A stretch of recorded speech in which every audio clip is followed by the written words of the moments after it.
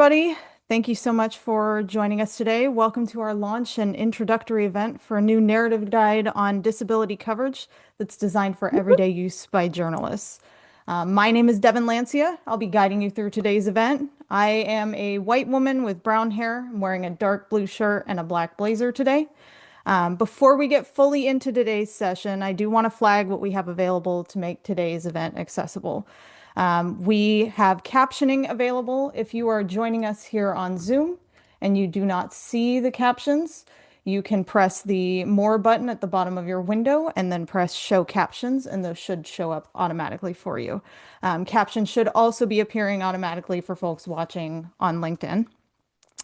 And each speaker will also be giving their own brief visual descriptions, as you just heard from me a moment ago, to ensure accessibility for our blind or low vision audience members today.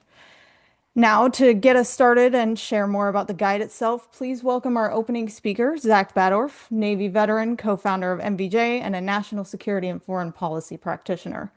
With more than 20 years of experience tackling complex international issues on the front lines of the world's conflicts, Zach's research and analysis during his time as a foreign correspondent has been published in the New York Times, Washington Post, Associated Press, and many other publications. So, Zach, please feel free to go ahead. Thanks very much, and apologies for the technical issues earlier. I appreciate everybody joining. I'm Zach Badorf, co-founder of MVJ, and for visual reference, I'm a white guy with thinning blonde hair, wearing a blue checkered shirt with a boring, empty wall behind me. I'm going to spend just a few minutes talking about the guide itself, what it's intended for, how people can use it, and how this project came together.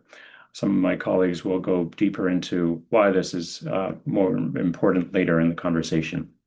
So the guide is now live. It's at fixtheframe.org, and we'll drop that link into the chat. So please do check it out. This is a practical newsroom guide to disability narratives, and we built it for real newsroom conditions.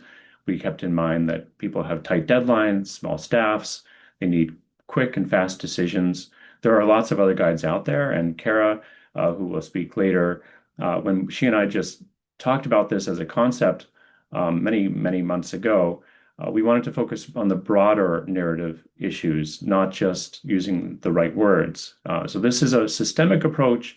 How do you make stronger stories? And so there are plenty of great resources out there with terminology, and we definitely link to those. This is intended to be a tool that is about workflow for reporters, for editors, audience teams, producers, and newsroom leaders. So why is this needed? We'll go into this more, but disability touches everything: health, housing, veterans, which we care a lot about at Military Veterans and Journalism, disasters, parasports, is all sorts of connections. And this coverage is, it's often reduced to a personality story, an emotional frame, but it's more than that. It's structural. There are systemic issues here. And reporters have sometimes they'll resort to boilerplate approaches. Again, with those, they'll take some deadline shortcuts. They'll have some sourcing habits that sort of result in the same sort of stories that we see often again around inspiration, tragedy, burden. But what we really need is stories that are focused on systems, accountability, and material conditions. So we're working to address that through this guide, to interrupt newsroom autopilot and to help catch failures that we'll go into more later. So how can we use it? So again, go to the website, fixtheframe.org. There are some quick tools there that I would point you toward. There's the quick start for immediate deadline pressure. There's the narrative checker, which looks at tropes, sourcing gaps, framing failures. There's an editor check tool as well around headlines, visuals, captions. We have other tools around language, consent, intersectionality, accessibility, and ethics. And then we have specific beats as well: veterans, mental health, disability rights, parasport, disasters, caregiving, and regional coverage. There's also an AI tool that draws on the knowledge base that we developed so that you can check to see if your approach is making sense. It's a little bit easier to use and go back and forth. So again, the sort of users who we anticipate for the site: reporters, so they can use it while shaping and building their stories, editors, so they can use it before stories go live, audience teams for headlines, SEO, and social language, and leaders to help develop and push this throughout their newsroom. We'll also be developing a plain text version of the site over time. We still have some work remaining on that. So more to follow there. A quick note on how we got here. This was not in a vacuum. The speakers that you see today, they were all terrific contributors. And this grew out of a series of workshops, conversations, webinars that we held over the past year to learn some knowledge to help inform the guide. And this was co-developed by Military Veterans in Journalism and the Disabled Journalists Association with the council members who are listed on the website. Many thanks in particular to Kara for her leadership and creating this community. Really grateful for all that you've done. We also had some survey feedback, some deliberation, and review of existing resources to pull the guide together. So in conclusion, thank you so much for joining us. Thanks for checking out the guide. This is a support tool, not a gotcha, you're doing something wrong tool. We want to help newsrooms build better habits. We want them to ask better questions and to make stronger editorial decisions that will ultimately result in stronger reporting on disability. So please do, again, check out the guide, fixtheframe.org, share it around, and thank you so much for joining us. Devin, back to you. Thank you so much, Zach. Next up, we will be hearing from Kara Rady, who is the founder and executive director of the Disabled Journalists Association. So, Kara, I'm going to give a brief overview of your background, but feel free to introduce yourself as well. Kara spent 10 years of her career at CNN producing documentaries as well as writing for various verticals, including Edocracy and CNN Business. In 2019, she produced Dwarfism in Me for The Guardian, which was an exploration of the treatment of dwarfs in American society. She has spent the last 4 years studying disability and its coverage in the media, and as part of her work, she trains newsrooms to tell more robust and investigative stories about disability. In addition to her work in the journalism industry, she also works in narrative change in the film and TV industry and is a member of the TV Academy Diversity Committee. And she and her team at the Disabled Journalists Association were critical in making this guide happen. So, Kara, I'm passing it off to you. Thank you.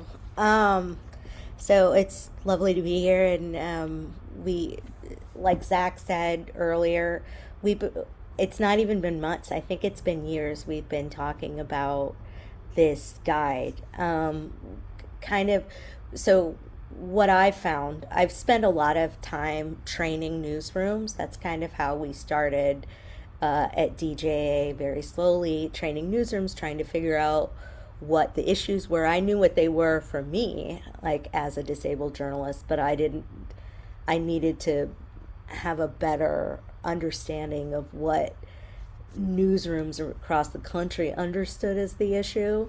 And what we found through training was that they just kind of didn't understand disability as not just as an identity, but like as a social construct.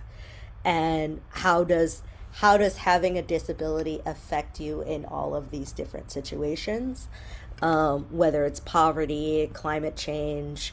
And so when you leave, our numbers are now up our disability numbers are up in this country to at least 28%, but I think that number is probably pretty low. I think it's closer to 33, maybe even 35%. So it's a huge chunk of the population that is disabled. And we're mostly invisible in news coverage. So, and what we found is that like nobody really understood how to talk about disability within those storylines. It was more like, hey, let's tell this story about this disabled person that got caught in the hurricane. Isn't that novel? Instead of it being like, no, disabled people are often caught in climate disaster because no and because not just because no preparations are made, but because we as journalists aren't asking the politicians, hey, what are the accommodations, what are the plans you have made for disabled people? Politicians and policymakers don't feel like they have to make those changes or provisions, and so it's a loop. It's a closed loop that continues to create um, disaster situations, not just in actual disasters, but in healthcare, in literally every, in education, in every kind of thing that touches a human. Disabled people are disadvantaged, and journalists are not catching it. And so, how do we? So, a lot of times when I was doing these trainings, I was explaining basic stats and then explaining how to integrate those stats and that coverage into their coverage of these different topics. And it I remember blowing their minds a lot, like, and them being like, wait, what? Oh, I didn't even know that. And so it went from this idea of, okay, I know not to say the R word, I know not to say the M word, to being this very expansive, oh, wait a minute, we're missing all these stories. Let's think about it. Let's try and expand our coverage and understand that disabilities have a major effect on your outcome. And so that's kind of where Zach and I landed on this guide, is like trying to figure out how to institutionalize some of this, um, grassroots research that we were doing in these trainings. How do we make it so that people could come and look at these when they're doing a story, run it through this system so that it kind of gives a check for themselves. And it's not just, language is great, and you shouldn't be calling people out of their name, and you shouldn't be using words that are out of date. But there's so much more to this, and disability is so undercovered. This guide needs to expand it. Thank you so much, Kara. We appreciate it, and we appreciate all your partnership throughout making this happen. Again, we did drop the guide link in the chat, but we will continue to share that throughout today's session. So please keep an eye out for that and visit the Disabled Journalists Association website for more information on them. We were going to have Rebecca Coakley of the Ford Foundation join us today. Unfortunately, she was unable to do so due to some technical issues with us getting an ASL interpreter into the room today. We greatly appreciate the Ford Foundation's partnership in also making this guide happen. So next up, we have two of our Disability Narratives Council members from this project that are joining us today. We will start first with Sam Killey, who is a journalist, nonprofit communications leader, and newsroom diversity advocate. A Marine Corps vet, he began his career as an award-winning military journalist while in the service. Today, as digital communications manager for Fordham University's Office of Military and Veterans Services, he leads digital strategy and content that elevates military-connected students and strengthens engagement across the university community. He previously led communications at the Ground Truth Project, home of Report for America, supporting a national network of local newsrooms and expanding the organization's visibility with coverage in 60 Minutes, CNN, and the Washington Post. His career also includes roles with the Bob Woodruff Foundation, Team Rubicon, and the American Red Cross, advancing campaigns focused on veterans and disaster response. And Beth, I will also go ahead and introduce you, and then we'll pass it off to both of you guys. So Dr. Beth Holler is a leading scholar in disability and media studies and co-founder of the Global Alliance for Disability in Media and Entertainment, which she launched in 2016 alongside Patricia Almeida and Katia Malaquias. Over a distinguished academic career, she developed some of the first disability and media courses in North America, teaching at institutions including Towson University, CUNY, York University, and the University of Texas at Arlington. Her research has shaped the field, focusing on how media portrays disability and how those narratives can drive greater inclusion. Holler is the author and editor of several influential books, including Disabled People Transforming Media Culture for a More Inclusive World, which she published in 2024, and has published widely across leading journals. Her work has earned numerous honors, including Temple University's Klein Carnell Distinguished Fellowship and the National Communication Association's Jim Ferris Award for Outstanding Achievement in Communication. She is a formal journalist herself, and she brings both professional and academic insight to her work and continues to mentor, consult, and advocate globally for more accurate and inclusive media representation of disability. So, Beth and Sam, I will pass it off to you guys. Thanks, Devin. It's great to be here with everyone this afternoon. My name is Sam Kelly. I am a white male with graying brown hair and a beard. I am wearing a light blue collared shirt with a navy blue blazer, and reading glasses. Um, and really, I really excited that we're getting this project launched. It's been a long year coming together with folks.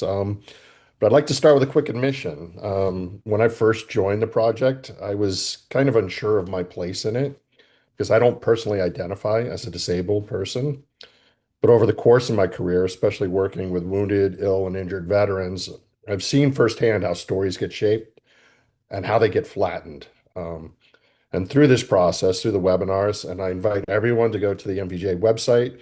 You can go back and look and revisit the webinars that were held throughout the year that helped shape this guide, but also the conversations with my fellow council members who have been great to work with, Kara, Beth, and so many others.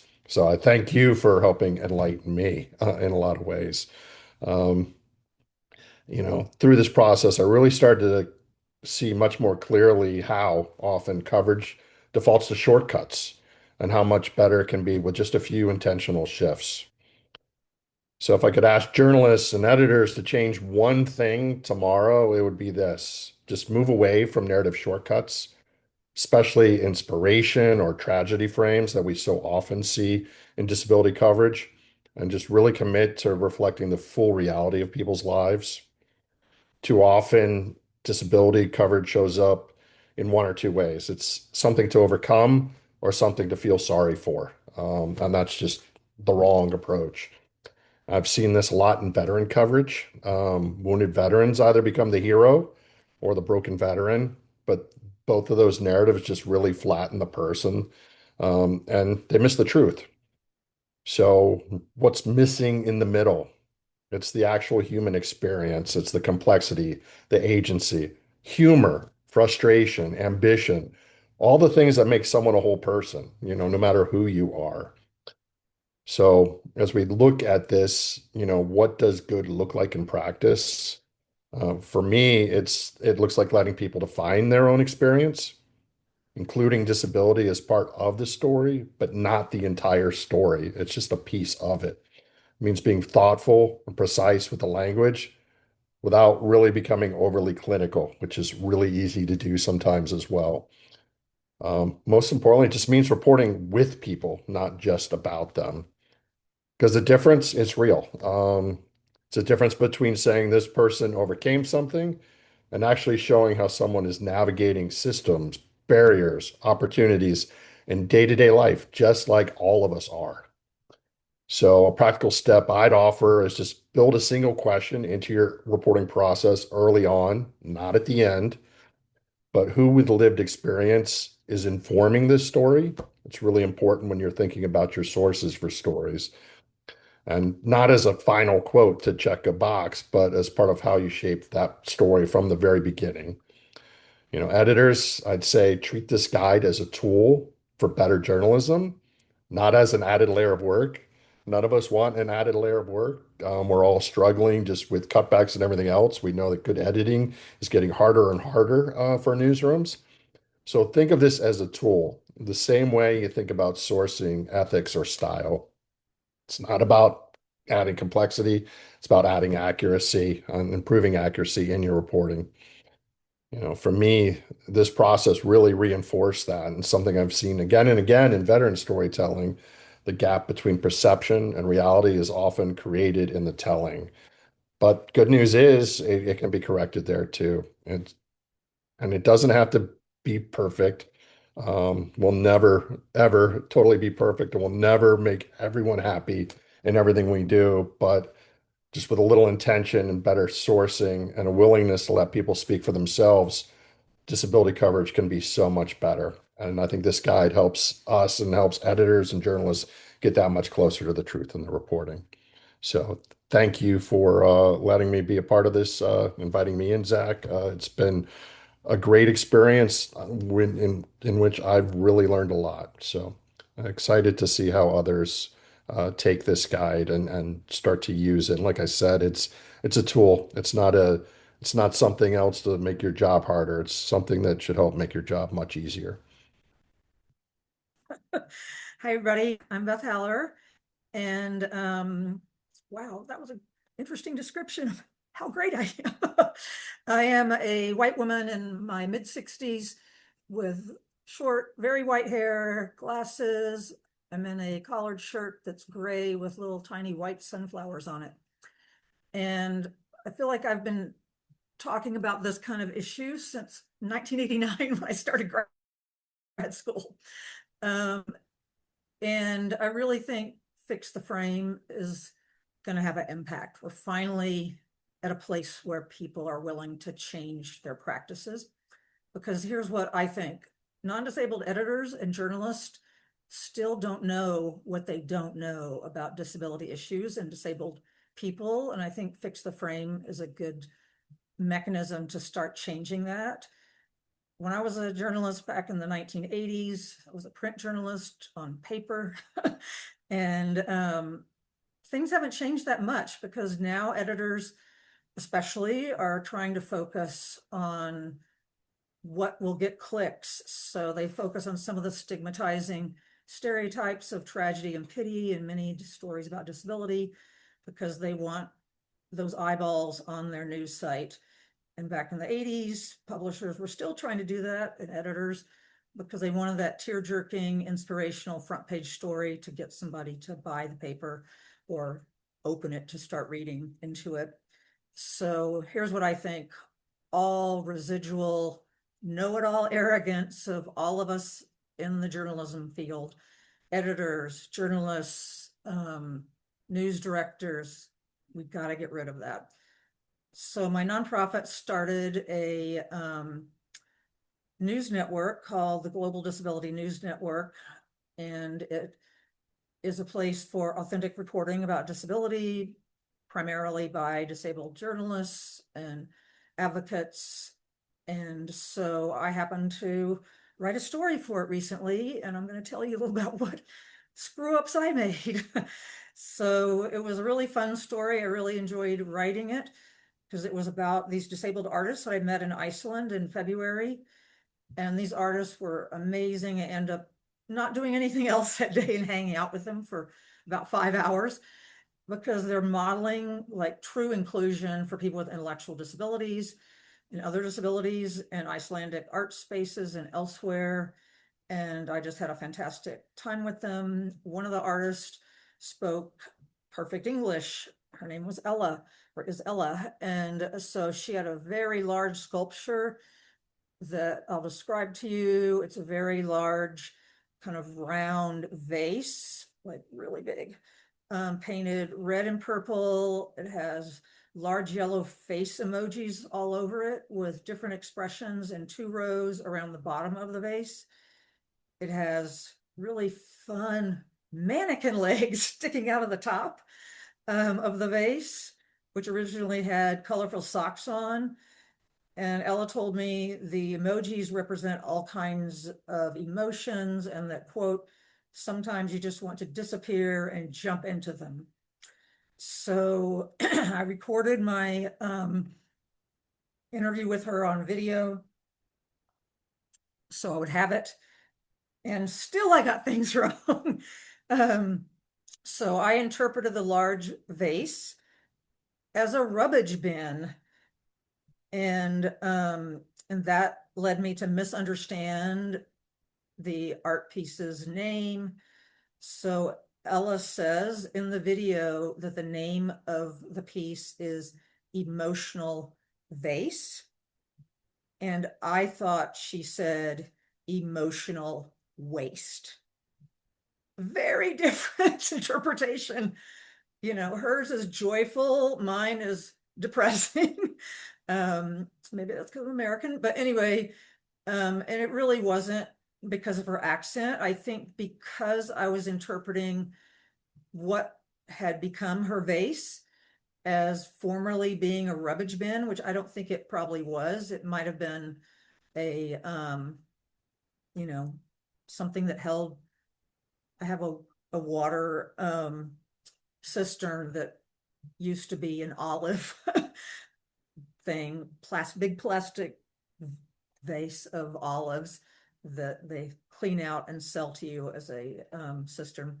Anyway, so I was mortified that, and the way I found out it was going to be published with the wrong name of this piece. And so I feel like I was rejecting what I call the old arrogance of not letting sources see a story before publication. So the director of the art studio in Iceland, I just sent her the full um, article so I could make sure, I could cut and paste the correct spelling of the Icelandic artists' names and everybody's names. But Margaret, the director founder, is she's a collaborator. This is not her art studio. This is in collaboration with disabled artists. And the reason it exists is because she is a non-disabled artist, saw that she had so many more opportunities than really talented disabled artists. So that's why she started it. And so she reads the story, tells me that I have the wrong name for Ella's piece.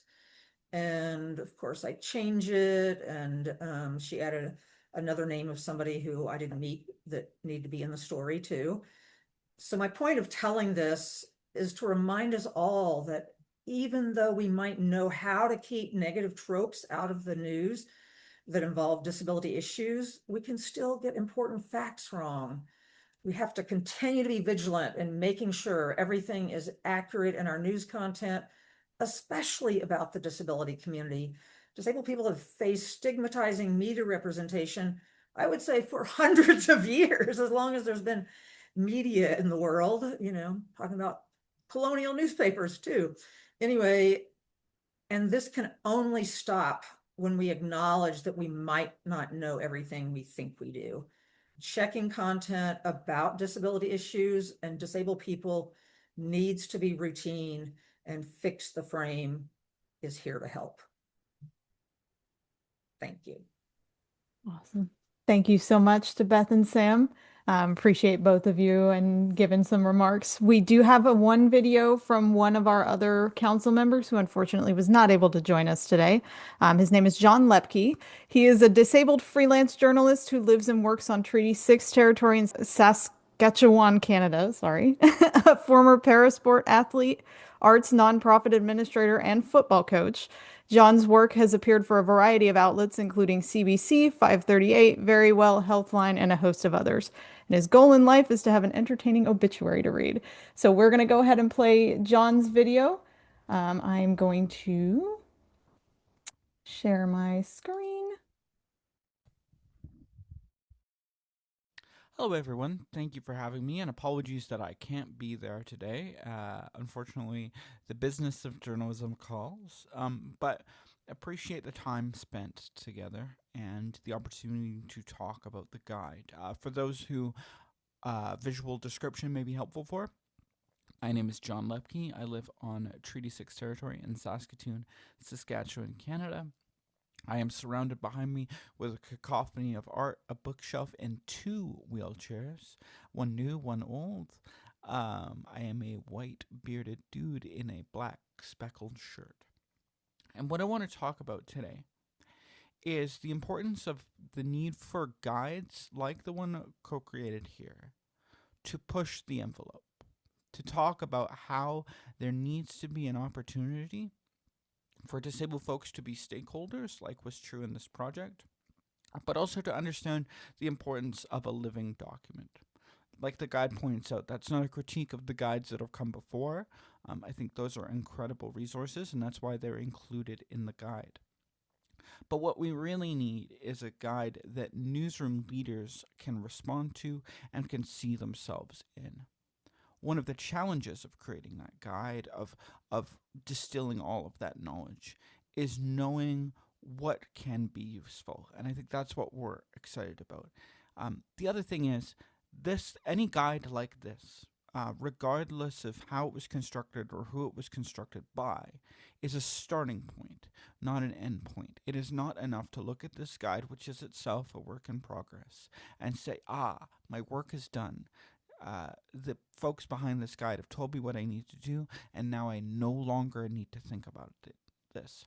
There are dynamics that go beyond this guide that you need to be thinking about in your newsroom. So, as much as you may think about this guide in relation to, and as tools, in relation to the stories you're telling, I think it's also important once you've run through it a few times and looked at the modules, which are quite specific and fruitful, even for me as a disabled journalist who is involved in the project, to look at those modules and ask myself those questions about the reporting that I've done over the years as a freelancer.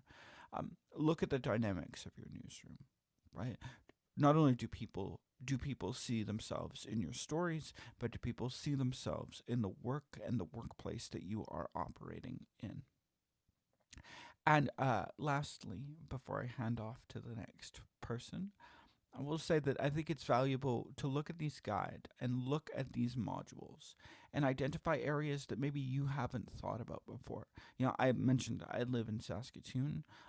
Oftentimes I am reporting about issues facing Americans in the southern U.S. or veterans. I'm a former parasport athlete. There are a lot of vets that you run into the moment you cross onto American soil to play a tournament. And so checking in with that, even if you may think you know about that topic. I think some of the terminology and some of the glossary is also really valuable to let yourself, if you want to, dive into the academic side of this. Sometimes the disability wording can become very ivory tower and very academic, but looking at some of those extended resources of where we get terms like crip time from, why we're using a term like access gate, how we are creating the verbiage of this language and adding on to that verbiage could be really valuable for you. So, in short, don't treat it as an endpoint. Treat it as a starting point and ask critical questions about how the underlying message of the guide, that disabled folks should be included in every stage of media production, whether that's on the audience side or the creation side. Ask those critical questions and see how this guide, in particular the modules, can help. Thank you so much. Have a great rest of your session. But those were words from John Lepke, who is another one of our council members as well.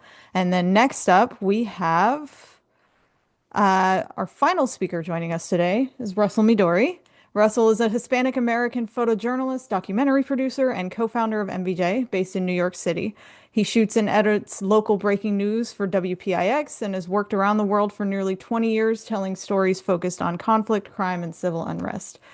Russell serves on the board of MVJ as well as that of Overseas Press Club Foundation and the Disabled Journalists Association. He's a Marine Corps veteran who used the GI Bill to earn master's degrees from John Jay and Columbia University in criminal justice and investigative journalism. And today he'll be introducing our follow-up to this guide, which will be providing deeper education and growth opportunities around shaping disability stories. So Russell, passing it off to you. All right, thank you very much for that kind introduction, Devin. My name is Russell Midori. I am an olive-skinned man with a beard and thick, luscious, curly brown hair, penetrating brown eyes. I'm wearing a pink t-shirt with white writing that says photographer, because I like to really drive the point home. And I'm sitting in my living room and very happy to be here with everybody today. I'm really glad that we could all make it, for everybody who can and for everybody who can't, and who will be joining us in the future. I look forward to meeting you all as well. My role here is I'll be kind of guiding us through this guide over a five-part series, and we'll be talking about best practices and the way that DJA and MVJ have conceived of together over many years, and with our other partners, but really it's intended to feel more like a mutual conversation and discussion. So I'm looking forward to having everybody. And just like everything that MVJ is involved in, this is also an opportunity for community, for diversity, and for bringing people together and networking. And networking around, of course, a very special topic and very important topic to journalists. Um, and so it means a lot to have everybody here. My plan for this five-part workshop series is to have a very practical, hands-on approach that will help. It'll help you as a journalist. It's not supposed to be some stumbling block. It's something that's going to help you to make your storytelling sharper and fairer and more accountable. Even on deadline. This is a tool that's going to, I mean. It's going to be something where I think that this generation of journalists has a unique responsibility to capture this time in history, and I think that this guide is something that's going to help us to do it. Each session is going to focus on a key piece of newsroom workflow, right? How we're finding real subjects of stories and mechanisms, and a focus on process. The goal is not perfection. I mean, we look even today. We had some issues that made it so that some people weren't able to hear and all this and to see what's going on. And this is something where that one will be teaching about these kinds of issues and how to overcome them in the workshop. And of course, it's something that we're all always kind of learning and relearning ourselves anyway. I think that you're always a student, and that any of these issues, you shouldn't approach it with so much hubris and think that you know it all, but to come at these things with an open heart and be ready to listen, but also be ready to speak and to learn. And the hope is that we're giving a voice and a platform to everybody, to everybody in our stories. And so it'll be five workshops. I'll be looking forward to seeing those of you who are here and to others, and to bringing these different communities together. And thanks very much for listening to me and for being part of this, for being part of this really great collaboration. Thanks a lot. Awesome. Thank you so much, Russell. As we close today's launch event, we invite you to take the next step to be part of this important work within your newsrooms and your communities. We ask that you visit www.fixtheframe.org to explore the guide, learn more about its various tools, and access resources designed to help shift how disability is represented in the media. And don't stop there. We ask that you join us for the accompanying workshop series to go deeper. To register for those, you'll go to www.mvj.network/disability to register. These sessions are an opportunity, as Russell mentioned, to build your narrative skills and connect with a community that's committed to more accurate and inclusive storytelling. Together, we can help fix the frame. So thank you all for being part of today's session. Thank you to our speakers and to everybody who engaged and asked questions throughout today's event. I hope everybody has a great rest of your day.